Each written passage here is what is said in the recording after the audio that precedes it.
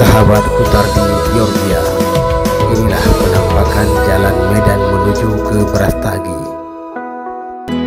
Tikungan ini dahulunya sangatlah tajam dan berbahaya karena sangat sempit untuk dilewati oleh mobil pengendara. Namun hari ini tikungan ini sudah diperlebar dengan selebar-lebarnya. Mobil dengan begitu mudah bisa melewatinya. Semoga bermanfaat untuk semua pengendara yang menuju ke Brastagi. Kita sangat berharap bisa mencapai tujuan dengan selamat dan aman dalam perjalanan dan bisa bertemu dengan keluarga kita dalam keadaan yang sehat walafiat.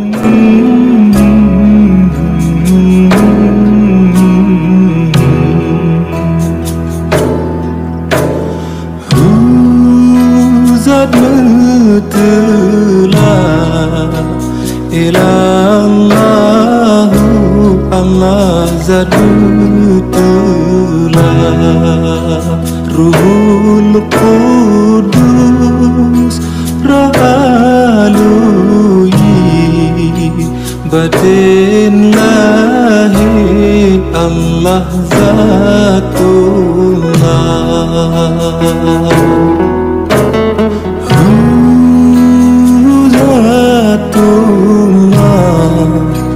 ilallahu Allah zatullah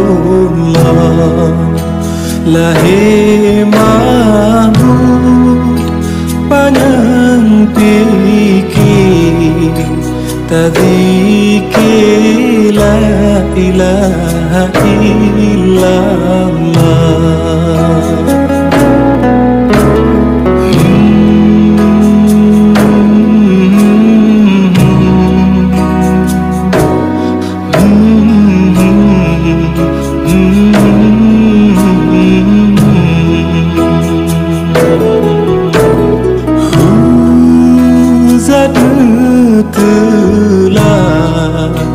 Nyawang badan bakzat mutelah kuhun kudus roh alui batin lahi bakzat mutelah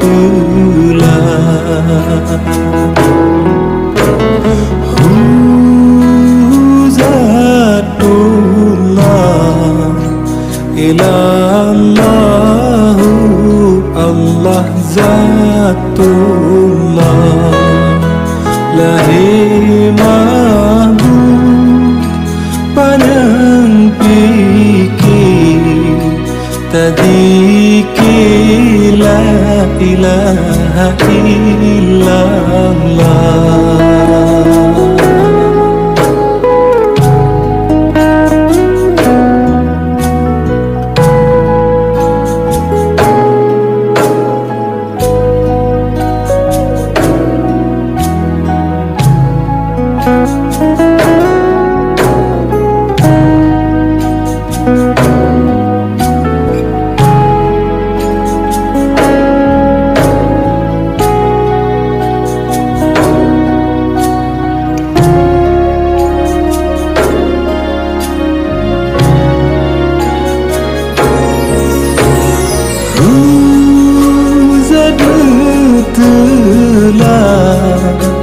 Ilallahu Allah zatullah Ruhul Qudus roh alui batin lahi Allah zatullah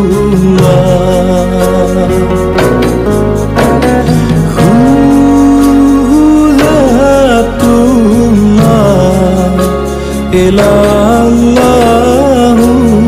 Allah zatullah lahi mahmud panjang pikir tadzikir